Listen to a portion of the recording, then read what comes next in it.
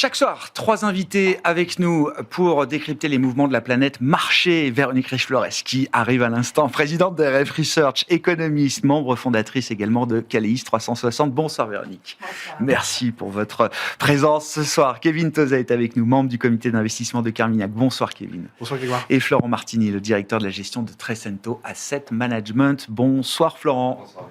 Bon, commençons avec ce nouvel épisode des tarifs qui est encore devant nous, à venir. Je le disais, les marchés flottent un peu en attendant ce nouveau moment de vérité après Liberation Day.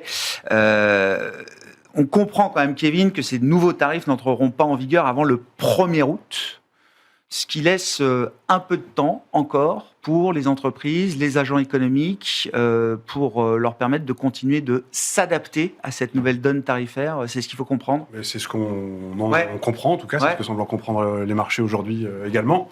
Alors sans doute pas ce fameux TACO, en tout cas énième revirement de l'administration américaine, mais clairement de demander à autant d'agents économiques de négocier en autant de mots. On va dire autant de semaines, alors qu'à d'habitude, il faut autant de mois pour arriver à des négociations tarifaires importantes. Mais voilà, c'est l'administration américaine qui se donne un peu plus de temps. Ce qui devrait en ressortir, c'est vraisemblablement certains qui sont plutôt, on va dire, comme des amis. Alors, on pensait le Vietnam. Qui sont les amis alors? Le Vietnam, donc maintenant, le Vietnam est un ami. D'accord. Visiblement. Le Japon est moins un ami. Le Japon plutôt de l'autre côté de la barrière. Et puis l'Europe entre les deux. La Suisse aussi. Alors, peut-être un signe ou pas, hein, j'en sais rien, mais ça a été remis au 1er août, hein, c'est jour national helvète, si je bien. m'abuse. Et on a eu là aussi des échos plutôt favorables des négociations relatives aux tarifs douaniers sur les entreprises du secteur pharmaceutique en Suisse. Ouais. Donc voilà, où sera la vérité entre les 10% moyens ou les 32% agités le 2000 dernier, sans doute au milieu, mais c'est le scénario du moins pire, comme on dit, de l'autre côté des Alpes. Ouais. Le cas du Vietnam est évidemment très intéressant puisqu'on a ce système de tarifs à 2 étages, 20% si je dis pas de bêtises pour les produits fabriqués au Vietnam qui seraient importés par les États-Unis et c'est 40% pour des pays en transit. On sait évidemment que la Chine a trusté un bon nombre de pays autour d'elle pour être à leur tour des zones d'assemblage, en tout cas du made in China. Ça veut dire quand même que la guerre commerciale entre guillemets se diffuse, que c'est pas juste un péage à l'entrée du marché américain, à quoi il faut se préparer. Oui, c'est sans doute, mais on va dire les tarifs douaniers, ils se mettent aussi en face d'un week-end ou un long week-end aux États-Unis qui aura vu une nouvelle loi de finances passer. Peut-être aussi un outil pour venir lever des recettes pour l'État américain. Ça fonctionne. Si on regarde, là aussi, si on regarde les chiffres, ça a plutôt l'air de fonctionner. Si je me place en janvier dernier, il y avait 9 milliards de recettes pour l'État fédéral américain venant des tarifs douaniers. Aujourd'hui, on est quasiment à 3 fois ça, sur le mois de juin. Donc, sur l'année, on peut quoi estimer? J'ai vu 250 milliards sur l'année, c'est l'estimation qu'on peut avoir actuelle, avec toutes les conditions. Là aussi, l'ensemble des règles tarifaires n'ont pas encore été dévoilées. Oui, bien sûr. Oui, on en saura plus, encore une fois, dans les prochaines heures. Sur cette nouvelle lame tarifaire qui arrive, Véronique, quels sont les impacts qu'on peut attendre? Et encore une fois, on n'a pas encore vu tellement d'impact de la première vague de tarifs. En tout cas, dans l'inflation, on n'a pas l'impression qu'il se soit passé grand-chose. Est-ce que cet effet un peu d'inertie peut encore se prolonger dans le temps, notamment pour l'économie américaine? Alors, premier impact, les économistes sont épuisés. On a gâché tous les week-ends, parce qu'entre le vendredi soir et le dimanche, ça se passait toujours. Voilà, là, on nous promet un mois de juillet encore. Je ne sais pas si c'est entre attention à ne pas trop énerver les économistes, parce que ça peut se retourner contre nous. Là, ça va être encore. Voilà, on navigue tous. On est tributaire de ce qui est des annonces et parfois des surprises ou des retournements de situation. Ce qu'on peut dire, on a l'impression qu'il y a un peu de sagesse quand même dans les tuyaux, un peu plus de sagesse. Finalement, l'histoire du Vietnam est très intéressante parce qu'elle montre bien effectivement les Américains ne sont pas dupes et finalement, si effectivement ils veulent se protéger de trop d'entrées de produits chinois, il faut également taxer un peu plus ceux qui transitent par le Vietnam. Alors quand on pense aux 40, je crois que c'est 40% in fine, pour les produits d'entreprises étrangères qui transiteraient par le Vietnam, ça commence à faire beaucoup. coût, bien évidemment. Sans compter qu'il y a quand même un petit peu de frais de transport, forcément. Donc là, on est sur des taux de fiscalité, enfin de droits de douane qui commencent à quand même poser question. Néanmoins, je reviens sur le thème de la sagesse et de peut-être un peu, disons, de la raison qui semble in fine quand même s'imposer. Et on a l'impression effectivement qu'on est, entre 10 et 20%. Ça semble se diriger sur quelque chose comme ça. Le péage moyen à l'entrée du territoire américain. Alors c'est naturellement pas rien. C'est en rupture totale avec le passé. C'est des taux qu'on n'a pas vus depuis très longtemps. On était à 2,5 le 19 janvier dernier. Exactement.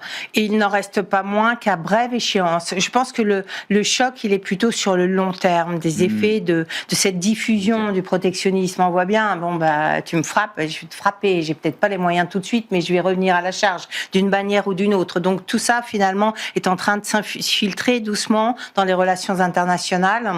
Et pour autant, à brève échéance, on se dit, 10%, voire 15% de hausse des prix, des tarifs, les entreprises savent gérer. Et donc, je pense que c'est l'une des difficultés, c'est que c'est certainement pas rien, et c'est une révolution quelque part dans le monde, par rapport au monde qu'on a connu ces dernières décennies. Et en même temps, à brève échéance, je pense que c'est digérable, voilà, et que les variations alors, elles sont pas allées dans le sens. Elles sont pas allées dans le bon sens. En tout cas, celui qui aurait permis d'adoucir l'entrée sur le marché américain. Exactement. Donc tout ceci, on voit bien notamment sur l'Europe. C'est loin d'être neutre probablement. 10% d'appréciation de l'euro plus des tarifs qui tomberaient à 10 ou 15%. On est peut-être proche de 20 pour l'Europe, proche de 20 peut-être. Sentiment peut-être. Donc en tout cas sur les secteurs sensibles, et donc ça forcément ça. Il y a une forme de double peine. Et un petit peu, oui. L'idée d'un poison lent, c'est comme ça que les marchés, notamment les marchés d'actions, regardent ces tarifs, Florent. Pour le moment. Mais poison lent, ça veut dire pas un choc, justement, pas une rupture. Ça, c'est que c'est bien digéré. C'est déjà bon dans le sens de Véronique. D'ailleurs, les stock pickers sont fatigués aussi. D'accord. C'est le bureau des plaintes. Alors tout le monde est fatigué. Très bien. Mais, non, ça, en fait, ça a permis au marché de retrouver ses plus hauts, puisque le marché peut se reconcentrer sur des choses un peu plus palpables, qui sont moins lentes à se diffuser. Le marché a retrouvé ses plus hauts aux États-Unis, en tout cas, notamment grâce à la baisse du dollar. Il s'est reconcentré sur des dynamiques propres de certains secteurs. Vous avez la finance aux États-Unis qui a très bien marché, la défense toujours, et puis surtout la tech qui, à mon avis, est dans un cycle de super profit qui va continuer, puisque l'IA a trouvé 2 nouveaux relais de croissance qui sont énormes. Le premier, c'est ce cycle d'inférence, donc le moment où les modèles tournent en temps réel. On était sur le cycle de l'entraînement, on est passé sur l'inférence, et ça demande encore plus d'investissement et de puissance de calcul. Et puis c'est lié, maintenant, c'est les agents d'IA qui sont en train d'exploser. Vous avez vu l'acquisition de Capgemini aujourd'hui. Et on est dans un contexte où finalement les indices, on sait que c'est pas un reflet parfait de l'économie. La tech, c'est toujours 30% du marché américain. L'IA a des impacts directs sur d'autres secteurs, l'énergie, les utilities, les médias, l'industrie. Et puis ça aussi, c'est quelque chose de lent qui va se diffuser, mais les gains de productivité vont être absolument massifs et ça va se diffuser à tous les secteurs. Et donc c'est un thème qui est loin d'être épuisé. On s'est questionné quand effectivement le marché a été ébranlé début avril avec le choc du jour de la libération. Une Nvidia a pu perdre peut-être jusqu'à 30-40%, j'en sais rien, avant de recouper toutes ces pertes en quelques semaines à peine pour quasiment frôler les 4 000 milliards de dollars de capitalisation boursière. Était DeepSeek. Après, la volatilité des opérationnels a accentué les pertes. Donc là aussi, il y a une forme de digestion de ce choc. DeepSeek, les avancées étaient beaucoup sur cette fameuse étape d'entraînement. Voilà, on est passé vraiment sur cette étape d'inférence et là, la puissance de calcul est vraiment majeure aujourd'hui. Donc c'est reste un avantage. Et puis vous savez, toutes les révolutions technologiques ont leur lot de doutes et de volatilité. Et je me suis amusé en fait à regarder des notes d'analystes sur la révolution du cloud. En fait, c'était les mêmes problèmes qui étaient évoqués. C'était CAPEX trop élevé, ça va rogner sur les marges, ça va cannibaliser les autres divisions des géants de la tech. Et en fait, aujourd'hui, c'est des business qui font des multimilliards de bénéfices, qui sont archi rentables, qui sont hyper récurrents. Donc voilà, je pense qu'on est dans un cycle normal d'une révolution qui est extraordinaire, mais avec son lot de volatilité qui est à peu près normal. Mais oui, c'est un thème qui est loin d'être épuisé. La valo, par exemple, qui est un grand sujet aux États-Unis. Moi, je suis pas très inquiet parce que même en dehors de ces grandes techs, je pense qu'il va y avoir des gains de productivité massifs. Donc je pense que le E de la composante PE, elle est encore un peu sous-estimée. Et si vous prenez même les géants de la tech, Nvidia, moi je regarde beaucoup le PEG, le PE retourne à la croissance, il est à 1. Donc c'est pas cher. On peut pas dire que c'est cher. Oui, parlons de la tech. Effectivement, le retour de la tech, là, au cours des dernières semaines, du mois de juin, a été spectaculaire. Ça ramène le leadership des actions américaines par rapport au reste du monde, qui avait été un peu effrité, il faut le dire quand même, au début de l'année 2025, Kevin. Est-ce que ça rend à nouveau un peu inconfortable? Est-ce que ça reconcentre la performance dans le marché américain, alors que tout le monde semble être plutôt d'accord avec l'idée que c'est bien de se diversifier, d'avoir peut-être un peu moins de dollars? Tout le monde a été jusque-là en termes de détention d'actifs américains en tout genre. Sur ce qui a porté les marchés, alors il y a le secteur technologique, mais pas que. Quand même, on a un environnement de croissance économique qui est plutôt favorable. Si on regarde des indicateurs coïncidents de la croissance économique, on doit être à 2,8% sur ce deuxième trimestre. C'est quand même au-dessus du potentiel, c'est toujours appréciable. Toujours. On a une dynamique d'inflation qui était finalement plutôt bonne aussi, donc d'un marché qui espérait, nourrissait l'espoir de voir quelques baisses de taux outre-Atlantique cette année. Puis on avait un environnement de liquidité qui est important, parce que tant que la fameuse loi américaine n'était pas votée, on va dire l'État fédéral américain pouvait utiliser son compte de dépôt à la Fed, et il l'a fait, et donc il y a davantage de liquidité dans le marché, plus une reprise du crédit, ça plus. Là, il va falloir reconstituer. Donc ça c'était derrière. Oui. C'est ce qui nous amène, là. Sur la cherté des marchés du secteur technologique, je tends à partager l'avis, c'est-à-dire que si on regarde les 7 magnifiques, par exemple, elles ont une croissance des bénéfices par action de l'ordre de 500% sur les 5 dernières années, pour un multiple de valorisation qui est à 30 fois. Si je regarde par contre les 493 valeurs, elles ont une croissance des bénéfices par action sur les 5 dernières années qui est inférieure à 100%, même en deçà des actions européennes dans leur ensemble, et pour autant elles traitent sur un multiple de valorisation qui est 25 à 30% plus élevé que ceux de l'Europe. Donc c'est peut-être là que le bas blesse. Et donc quand on construit un portefeuille, nous on aime bien avoir des actions technologiques américaines, parce que là aussi je crois que la demande en solutions d'intelligence artificielle outrepasse l'offre actuellement. Donc avoir les fabricants de pelles et de pioches pour permettre cette puissance de calcul, c'est tout à fait important dans un portefeuille. Et puis de l'autre côté de ça, plutôt on va dire le reste du monde, que ce soit des actifs européens ou émergents. Pour vous, ce qui est survalorisé dans le marché américain, c'est plutôt les 493 plutôt que les 7. C'est plutôt le point de vue que j'aurais tendance à développer. Donc ça c'est sur comment est-ce qu'on construit un portefeuille. Après sur les actions américaines, sur la séquence à venir, cette belle loi américaine qui vient d'être votée, elle va avoir un impact surtout sur les effets d'impôts. Les remboursements d'impôts aux États-Unis se font plutôt au printemps, donc on ne va pas les voir tout de suite, on va les voir plutôt plus tard. On a des chiffres de l'emploi qui montrent que l'emploi est peut-être un petit peu moins dynamique, mais ils ne sont pas montrés de signes de trop de ralentissement pour autant. Donc, fameuse baisse de taux, est-ce qu'on va en avoir autant que ce qui en était anticipé par le marché, ce qui est anticipé par le marché? Sans doute pas.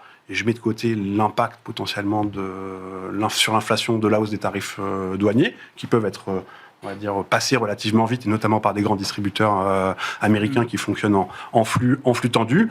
Et ensuite, le volet liquidité, là, il va falloir reconstituer ce fameux compte de dépôt. Ça veut sans doute dire, émettre. Enfin, il va falloir émettre beaucoup. On aura peut-être aussi, aujourd'hui, on avait quand même des banques américaines qui avaient une offre de crédit qui était assez élevée, assez peu de demandes globalement. Là, avec la perspective pour les entreprises de pouvoir amortir leurs dépenses d'investissement d'un seul coup, peut-être que ça va reporter, on va dire, de la demande sur des prêts à long terme, et donc un petit peu moins, par exemple, sur les marchés du repo, et donc peut-être un petit peu moins de liquidité pour certaines banques. Et ça forcément, ça évoque... Ça peut désaligner un petit peu les planètes pour la dynamique de ces marchés, des actifs risqués derrière tout ça. on reparle de Goldilocks quand même, Véronique. Non mais enfin, ce qui a ramené les marchés, le dollar faible. Alors à un moment, c'était quand même très risk-off autour de Liberation Day. Tous les actifs américains baissaient et la baisse du dollar n'était pas vue comme un signe très positif. Là, on peut trouver effectivement du soutien à travers la baisse du dollar pour des entreprises américaines. Et puis sur le plan de la macro, on est toujours dans cette idée, alors on peut en débattre indéfiniment, mais ni trop chaud, ni trop froid. C'est-à-dire qu'il y a toujours aussi la perspective à un moment que la Réserve fédérale américaine sera là. Est-ce qu'elle sera là beaucoup, un peu moins que prévu? Mais il y a quand même toujours la perspective que les prochains mouvements seront des mouvements de baisse de taux. Oui, et d'ailleurs, la Fed n'a pas pu démentir. C'était très intéressant, leur dernière FOMC, parce que finalement, on voyait bien que sur les perspectives de cette année, ils n'avaient pas de marge de manœuvre, avec une croissance, quand même, un certain nombre d'indicateurs qui ne sont pas très bien orientés. Mais l'inflation qui a décéléré, continue de décélérer et qui se stabilise sur de très faibles niveaux, finalement, il n'y a pas de raison de maintenir des taux réels là où ils sont. Donc normalement, effectivement, et c'est ce qu'elle nous a dit, les dots se prévoient de 50 BP cette année. Et en revanche, ce qui est intéressant, c'est que l'année prochaine, ils ont retiré. Il n'y a plus qu'un quart de point. Ouais. Et c'est ça le message. Ça montre bien leur doute à l'égard de la gestion de la politique et de la réforme budgétaire et fiscale surtout. Et le fait de surtout pas vouloir laisser penser aux marchés qu'ils vont ouvrir un cycle durable de baisse des taux. Et je pense qu'aujourd'hui, effectivement, rien ne justifie ce type de prévision. Mais le marché les marchés ont déjà intégré. Il y a quand même pas énormément de baisse des taux anticipés. Et je pense que là, pour le coup, Jérôme Powell a réussi sa communication. Après, en 2026, on verra ce qui se passe, parce que bon, on ne sait pas, à vrai dire. Mais d'ici là, il tient la chose. Donc, il y aura... En fait, on est quasiment contraint d'anticiper une baisse des taux avant deux d'ailleurs. Avant le départ de Jérôme Powell. Parce qu'une, ça n'a pas de sens, donc deux, et puis il nous le dit, donc allez hop.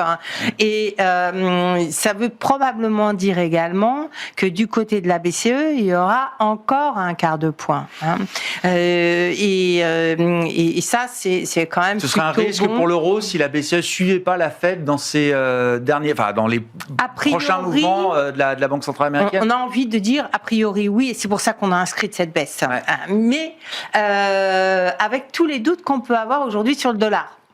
Est-ce que véritablement le dollar est promis à l'effondrement que tout le monde attend et puis bon, on a déjà parcouru quand même un beau chemin. Est-ce qu'on va casser les résistances actuelles pour les voir vraiment plus bas et éventuellement payer les conséquences sur la partie longue des taux, c'est l'histoire. Je suis pas sûre. Quand on voit la réception des marchés à la réforme fiscale, il n'y a plus que le dollar qui n'a pas réagi. C'est quand même, ce serait extrêmement surprenant que le dollar à lui seul continue à descendre les escaliers, alors que tout est en train de nous dire le marché et les investisseurs sont en train de reprendre confiance dans l'Amérique.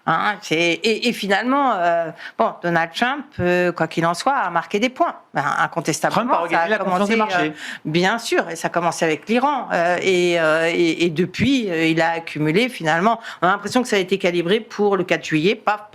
Les 10 jours qui ont précédé le 4 juillet, c'était, à part les inondations au Texas. Mais bien quand même quelque chose. Donc finalement, ce risque de dollar est peut-être en train de s'amoindrir. En tout cas, il n'est pas improbable qu'il y ait une stabilisation, voire un léger rebond du dollar avant qu'on attaque des choses plus sérieuses plus tard. On verra bien.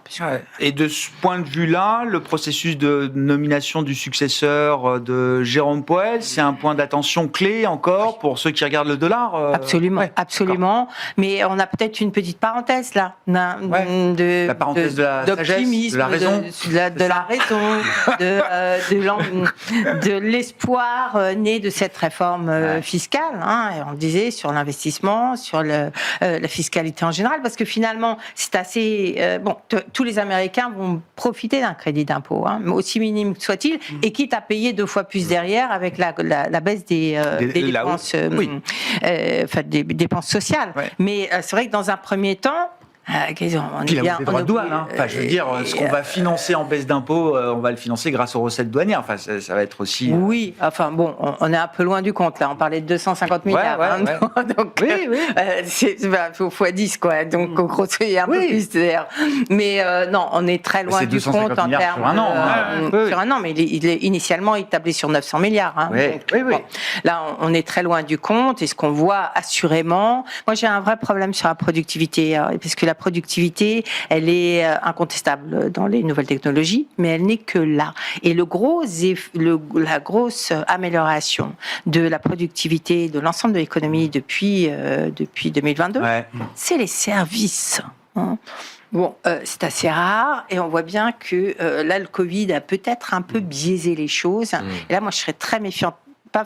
Bien sûr, ça sort de ce que vous disiez tout à l'heure sur la technologie, mais sur la capacité de l'économie américaine à retrouver une productivité. Et à l'ensemble des secteurs et de l'économie à gagner cette nouvelle productivité. Sur l'échange, alors la faiblesse du dollar, qu'est-ce que vous en dites, Florent? Et puis dans quelle mesure ça va perturber aussi peut-être à un moment l'activité des entreprises? Est-ce que là, l'euro, c'était le questionnement que les banquiers centraux européens, en l'occurrence, avaient à Sintra la semaine dernière. 1,20 c'est gérable. Au-delà de 1,20, ça peut créer des troubles. De quoi parle-t-on? Est-ce que ça peut se retrouver dans les résultats d'entreprise à un moment? Oui, vous savez, depuis à peu près 2-3 semaines, soit les entreprises prépublient et annoncent des choses là-dessus, soit les brokers s'en chargent et font des révisions à la baisse. Et c'est quoi? Donc ça, c'est des révisions à la baisse qui sont quand même très bien anticipées par les marchés. C'est assez simple à anticiper. Maintenant, le marché sur les publications en particulier, il va plutôt se concentrer sur l'activité. Il est probable qu'on ait des bonnes publications au T2 parce que soit les entreprises, elles ont déjà passé des hausses des prix, soit elles ont fait du pull forward et de la constitution stock sans avoir encore vraiment l'effet des tarifs. Donc probablement qu'on aura des publications qui sont correctes. Maintenant, ce qui va être très important, c'est le message sur le S2. Et comme au T1, on aura assez peu de guidance alors? Alors pour l'instant, j'ai très peu de points de données. J'en ai deux à vous donner. Le premier, c'est FedEx.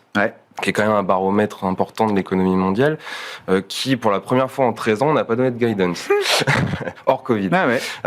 Donc, bon, même s'ils sont très impactés par, vous savez, l'arrêt de l'exception des minimis, voilà, c'est quand même intéressant de soulever ça. Mais quand même signe des temps. Voilà, et puis la semaine dernière, ça c'est un peu moins connu, c'est une entreprise japonaise qui s'appelle Yaskawa. Nous, on la suit parce c'est dans notre univers de robotique. Ouais, bien sûr. Et eux, en fait, ils ont fait une très très bonne publication sur le T2. Mais dans le discours, ils ont dit, vous emballez pas, c'est one shot, c'est terminé après. Bon, le titre, il a perdu moins 10. Voilà. Donc, l'enjeu, il est vraiment sur le discours, sur les publications. Je pense que le change, c'est quelque chose qui est très anticipé par les marchés. Après, niveau global, euro-dollar, je pense on raisonne toujours en relatif sur l'échange. Et c'est vrai qu'en Europe, je serais curieux de connaître l'avis de Véronique et de Kevin, mais j'ai l'impression qu'il y a un peu un risque d'undershoot sur l'inflation en Europe. Les prix de l'énergie ont énormément baissé. Le baril de Brent en euros, il s'est effondré. La Chine s'est engouffrée dans ce moment pour continuer d'exporter de la déflation. L'euro fort aussi, ça provoque un peu de déflation.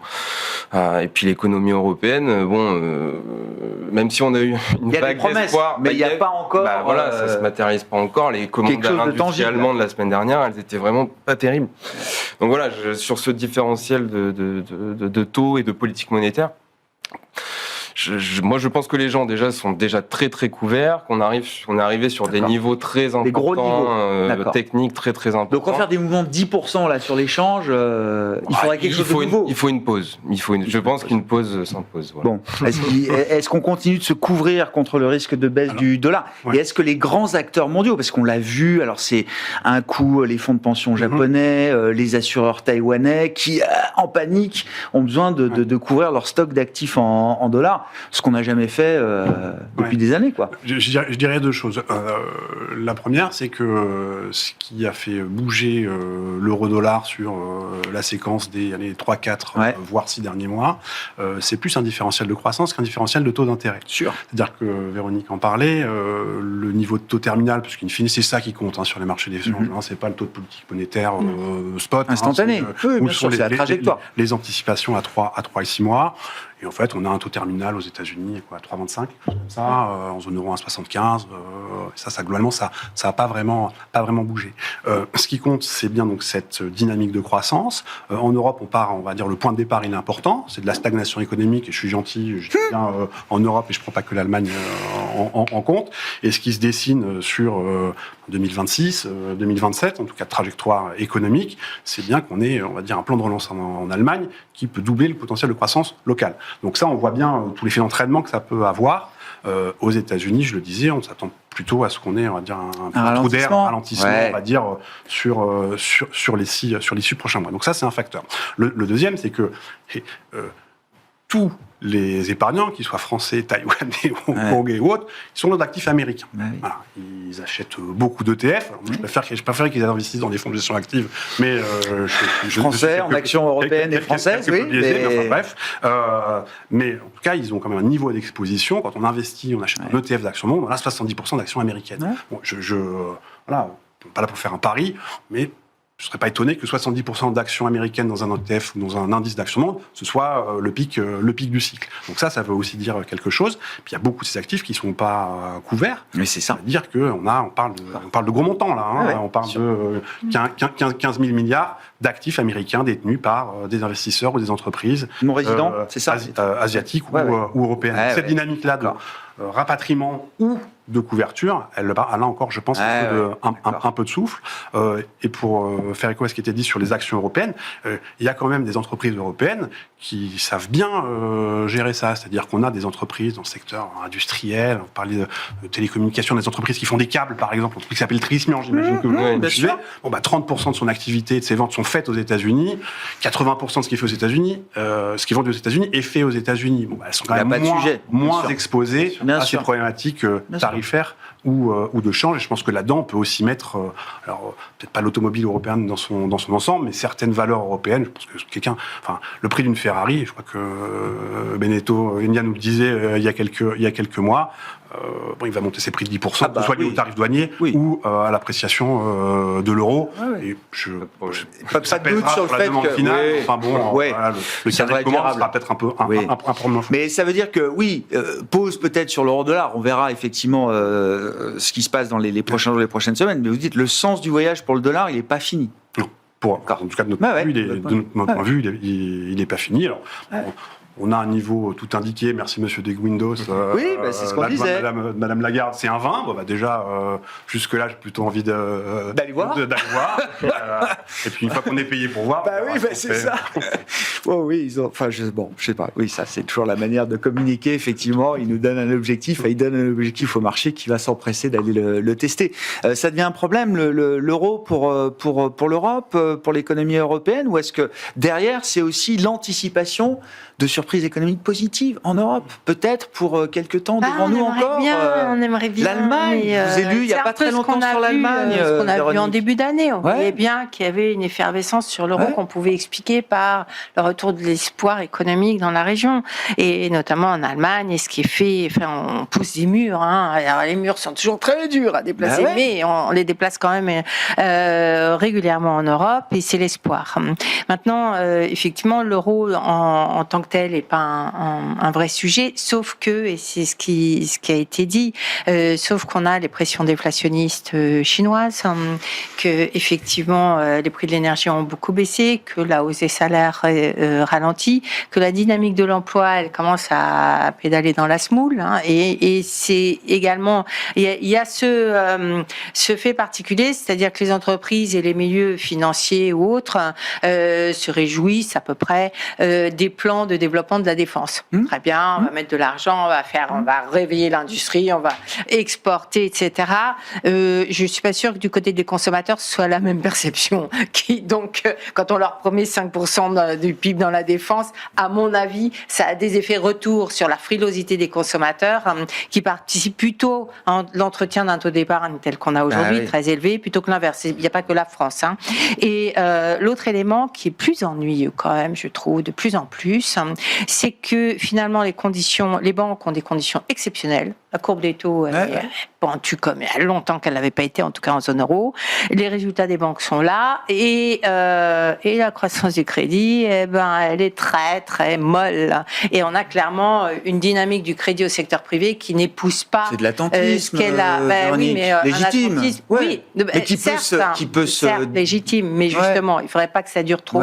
Et ce qu'on voit, c'est qu'il y a quand même une sélectivité des banques dans leur offre de crédit qui est totalement hors norme. Alors c'est peut-être le nouveau monde, parce que finalement, on s'aperçoit qu'aux États-Unis, on a également des phénomènes un peu du même type, mais ça veut dire que la grosse reprise de la consommation, reprise cyclique des classes moyennes et de l'immobilier, celle-là, on la voit pas, et c'est forcément ça gêne le diagnostic. Tiens, à propos de cycle, en bourse, on a vu quand même un rapport entre les valeurs cycliques et défensives qui était quand même assez tendu. Les cycliques n'ont jamais été aussi chers par rapport au secteur dit défensif. Alors, est-ce qu'il y a des changements de statut, des secteurs qui étaient défensifs qui ne le sont plus, des secteurs cycliques qui sont devenus, j'en sais rien, mais comment on explique cet écart? Et puis dans les secteurs défensifs que vous suivez de près chez Trecento dans la gamme thématique, c'est le secteur de la santé. Oui. Alors, moi, je pense que c'est difficile de faire des règles générales sur ce qui se passe, parce que autant les secteurs cycliques, il y a des facteurs qui leur sont propres, notamment en Europe, le plan allemand est quelque chose de très important pour beaucoup d'entreprises dites cycliques qui sont en train de se décycliciser finalement avec ces perspectives. Et puis il y a des perspectives qui sont structurelles pour un grand nombre de secteurs cycliques, notamment la construction. Je veux dire, ça devient structurel. Voilà. Et puis pour les secteurs défensifs, alors surtout la santé, il y a des choses qui sont très spécifiques. Il y a un mur des craintes sur le secteur de la santé qui est au plus haut que j'ai jamais vu. C'est pire que le mur de Berlin, j'ai l'impression. Et je sais pas où ça va s'arrêter. Et en plus, qu'est-ce qui s'empile là? Alors, il y a eu pas mal de choses depuis un an, mais là dernièrement se sont rajoutées pas mal de choses. Déjà, les tarifs, on est toujours sous enquête 230. Oui. Mais le marché price 25%.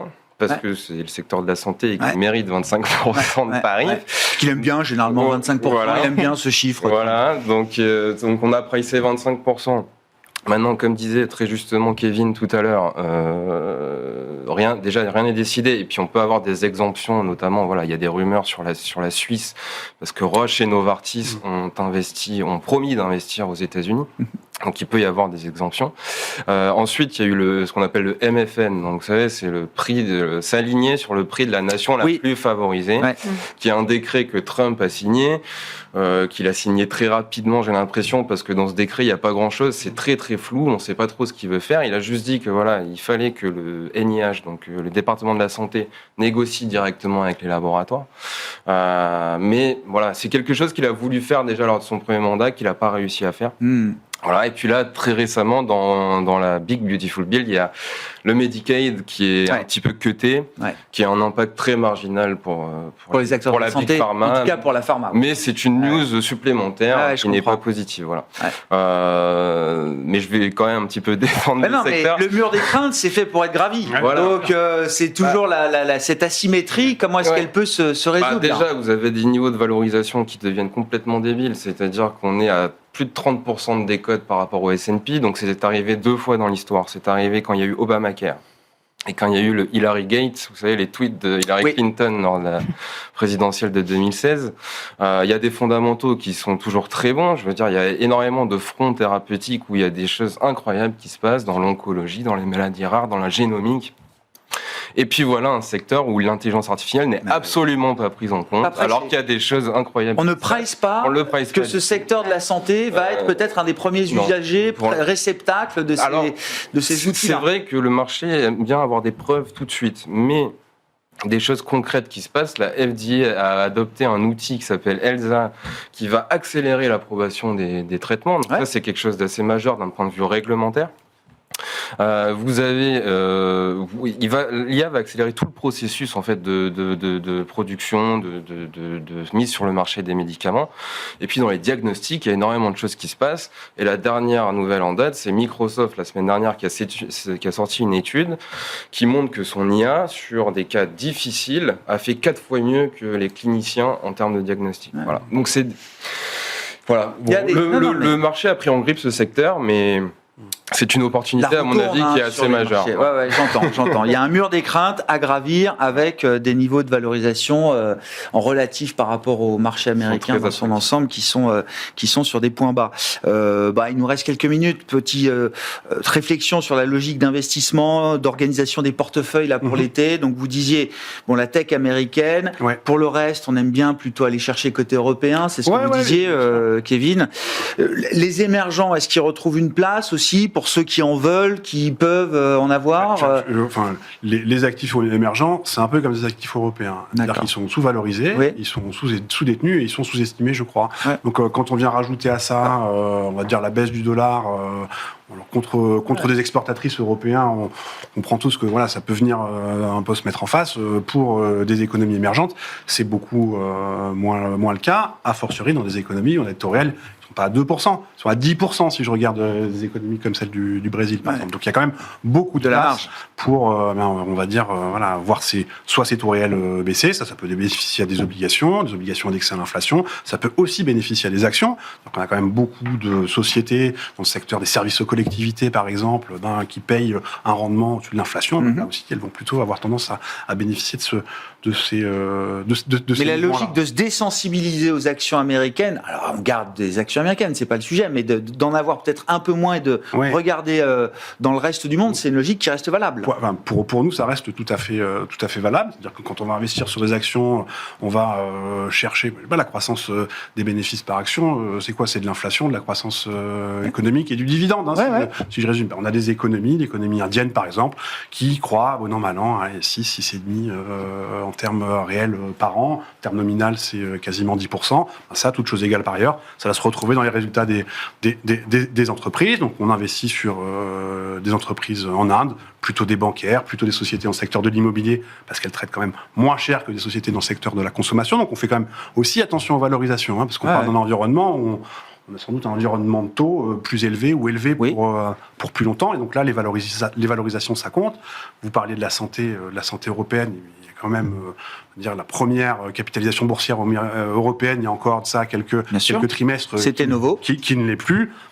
Si on croit sur cette thèse du médicament du futur, du traitement de l'obésité, et j'en passe, on a quand même là deux acteurs, un acteur américain, un acteur européen, qui font pas tout à fait la même chose, mais qui font quand même des choses relativement similaires. Avec un écart de valorisation.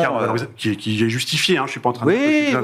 Il a repris un peu le devant sur Novo, on est d'accord. À votre question de quand on construit un portefeuille là actuellement, ça peut être une façon de le faire, de le faire également. Et donc des valeurs européennes, là aussi, on regardait surtout l'Europe par le prisme, on va dire, de l'exposition des valeurs européennes à l'international. Donc des leaders dans leurs domaines respectifs, que ce soit le luxe, la santé, et j'en passe. Aujourd'hui, on regarde aussi les valeurs européennes avec un prisme domestique, ce que beaucoup d'investisseurs s'interdisaient de faire pendant pas des années, des décennies. Voilà. Véronique, pour conclure avec vous, je rappelle que vous êtes cofondatrice également de Calis 360, qui vient de publier donc l'allocation de l'été, c'est ça, Véronique? C'est quoi les réflexions d'allocation d'actifs jusqu'à présent, donc on l'a tenu un peu caché, mais c'est la première. Alors paradoxalement, mais on garde la même analyse. Effectivement, on n'a pas envie d'être très agressif, mais on a remonté la pondération des actions américaines dans notre allocation au détriment des européennes, avec le sentiment sentiment effectivement que l'Europe avait très bien fait et on l'avait bien donc anticipé. neutraliser un petit peu ça. Mais Ouais. voilà, ne pas aller en chercher plus loin. Il faut que l'Europe fasse ses preuves. Et je pense qu'effectivement, on est dans une configuration qui, après les bonnes annonces et la croyance dans le réveil européen pour plus structurel, on voit bien que ça se complique. D'abord, les valorisations sont quand même un peu normalisées et c'est plus compliqué. Et puis, un petit peu d'émergent quand même. Alors, peut-être une tentation, on y va doucement, mais... le début d'un commencement de quelque chose. La baisse du dollar, ça redonne aussi du souffle aux banques centrales des pays émergents, donc c'est plutôt bienvenu. Et comme on le disait, les taux d'intérêt réels sont souvent élevés, donc c'est quand même une soupape là qui se dessine. Et puis du côté des matières premières, moi je suis très réservée. Je pense que les matières premières, les métaux industriels sont quand même dans les starting blocks. Alors voilà, et que quelque part l'envolée de l'or. Oui, l'envolée est un signe annonciateur. Appelle autre chose derrière. Avec une baisse du dollar en plus. Et du coup, on reste un petit peu exposé, effectivement, même au Brésil ou à des pays producteurs. Merci à vous trois. Merci d'avoir été les invités de Planète Marché ce soir. Véronique Riche-Flores, économiste, présidente de RF Research, membre de Caleis 360. Florent Martini, qui était avec nous, le directeur de la gestion de Trecento Asset Management. Et Kevin Tauzet, membre du comité d'investissement de Carmignac.